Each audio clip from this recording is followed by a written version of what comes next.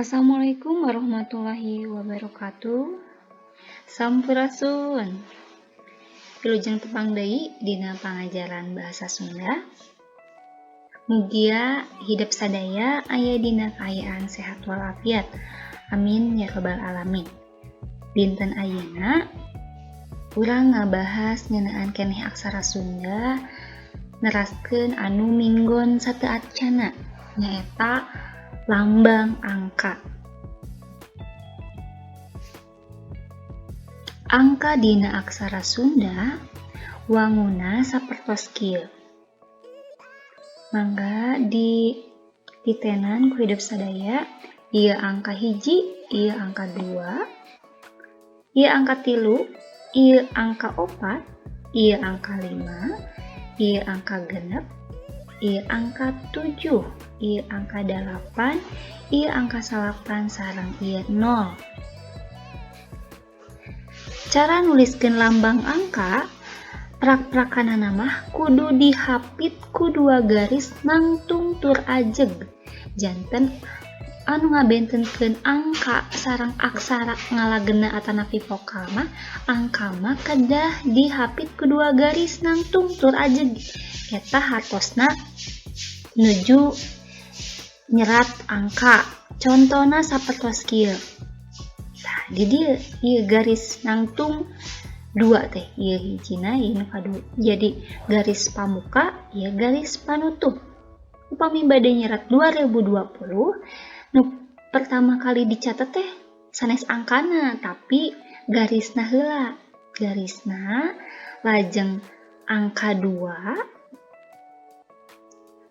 0 2 deui lajeng 0 teras ditutup ku garis panutup.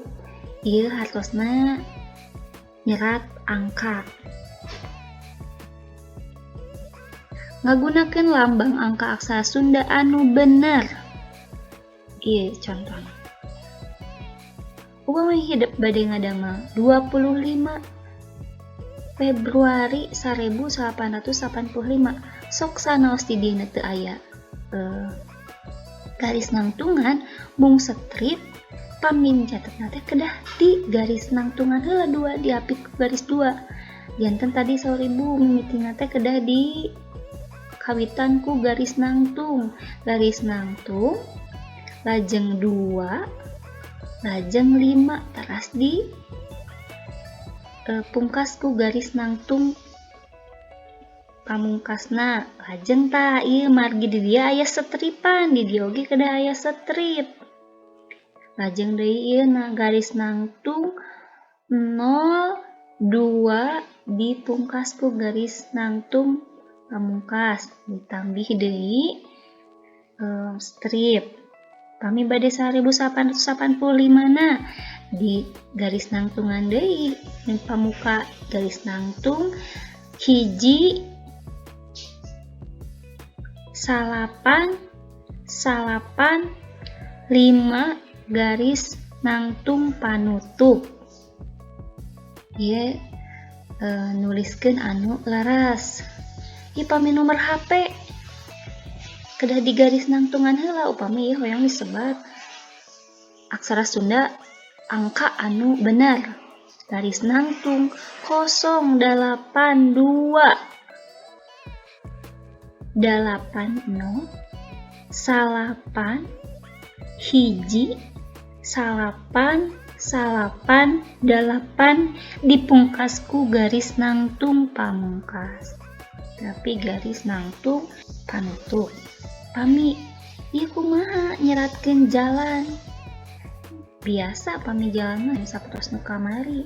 Ja margi teu peryogi a sora vokal ana kedah di pamaehan heula.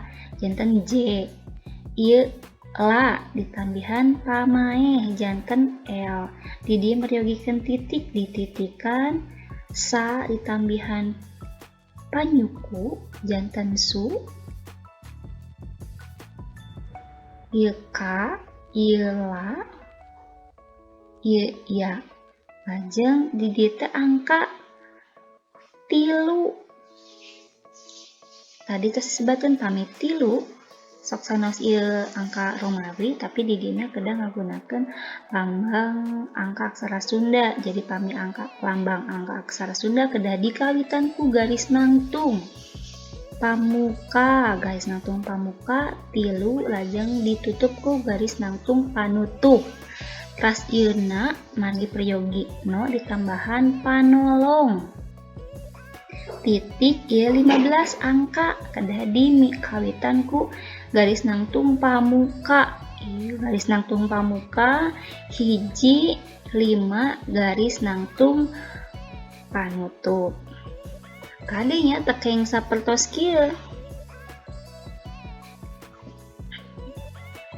Ieu raras 27 ieu 2 ieu 7. Ieu strip ieu 08. Ieu 2 ieu 0 ieu hiji ieu 4.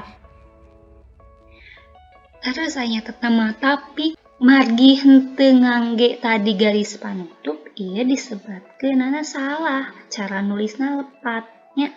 Ieu sami itu teu ngangge garis nangtung pamuka sareng panutup. Ieu oge sami, janten kedah nama ieu garis nangtung pamukaan, ieu garis nangtung pamuka panutup, ieu garis nangtung pamuka panutup, ieu oge sami garis nangtung pamuka panutup. Ieu sami kan ieu garis nangtung pamuka sareng garis nangtung panutup. Tah ieu mah nu maryogikeun teh mung ieu hungkul tah. Nu ieu tah. Nya ada 5 hungkul di dieu tah. Garis nangtung pamuka lajeng garis nangtung panutup. Haike mah lepat data aya garis nangtung pamuka sareng panutupna.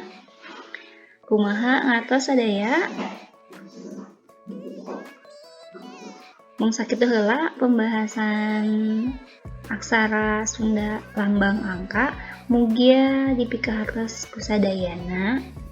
Sakali deui hatur nuhun pisan kana perhatosanana. Wabillahi taufiq wal hidayah. Wassalamualaikum warahmatullahi wabarakatuh.